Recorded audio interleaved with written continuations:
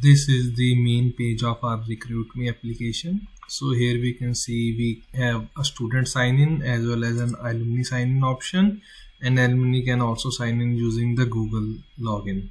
So let's start with signing up a user. So for signing up, we have to click here, and here the user can enter his details, his name, email and password. And when he clicks upon sign up, he will get an email which he needs to verify before he can log in into the system.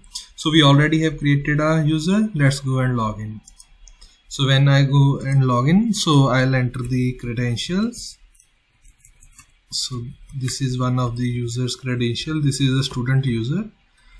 So let's log into this user, and here I can see the main page, the profile page of this user, as not a lot of data has been added.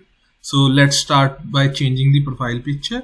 So when I click on this, and I can upload a picture, and once I click on upload, so this image has been entered.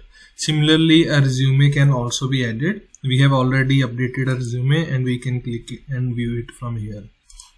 Moving on, so I can add an education experience for this user. So let's say he has completed his master's from software engineering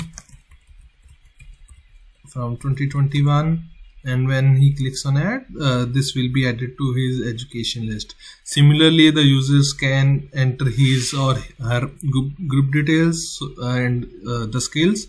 So let's add some of the user skills. So let's say he knows Java, he knows Python, he knows Scala, and once we click on add, these skills will be added.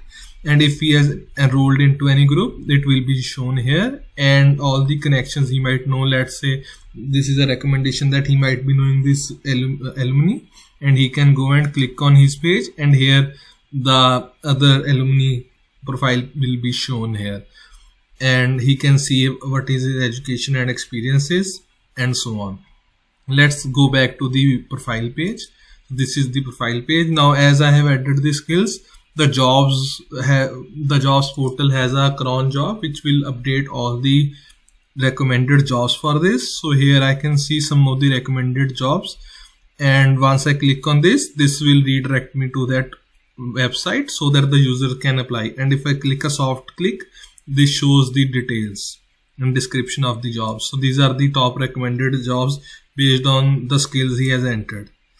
So moving on, the user can also do search to find the users. Let's say if he is looking for some user named Amit, so he can find the user and he can go to his profile page and see if he wants to see something about him. And similarly, if he wants to know someone in working in a company, he can enter the company name, and if the company exists, he will get the user. So this is how it works. Moving on to the discussion board. So this is the discussion board. These are some of the discussion boards. This is public in nature. Anyone can create a new post. Let's say he's creating it for 295B and master's project discussion board. So he can type in and click on post. Once he does that, this is the so he is the author of this discussion board, and when he clicks on it, he can start discussing. So he can welcome all the users, and he clicks on post and he sees. So here it shows that Jaspreet is welcoming some users. So this is public in nature. Let's say let's say this is the alumni user. We have logged in from the alumni user. This is very similar. Most of the things are very similar as the student user. Now let's see if we can see that discussion board. So moving on, so this is the discussion board. He clicks on it, and now he can see the comments posted by Jaspreet, and he can also say hello. And once he posts, so the comments are updated, and here they can discuss whatever they want to discuss. So this is public.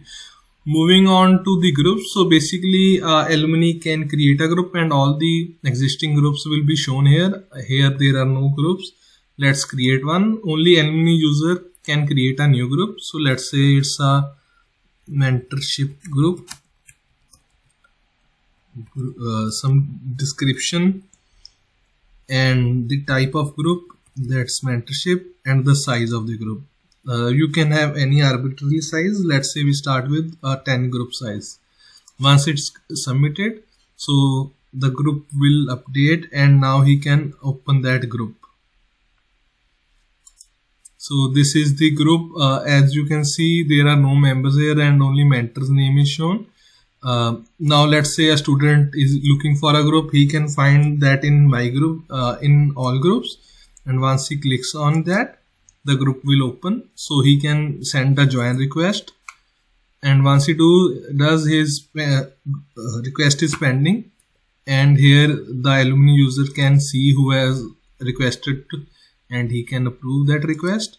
And once he does, and let's say he has something posted, so this is the comment he posted, he can see that comment as well as the group membership, and once the approval is updated, the student can also see the new comments made. And similarly, the student can leave this group and he will be removed from that group, and once we refresh, the membership will be updated, and similarly the student can sign out. So this was all.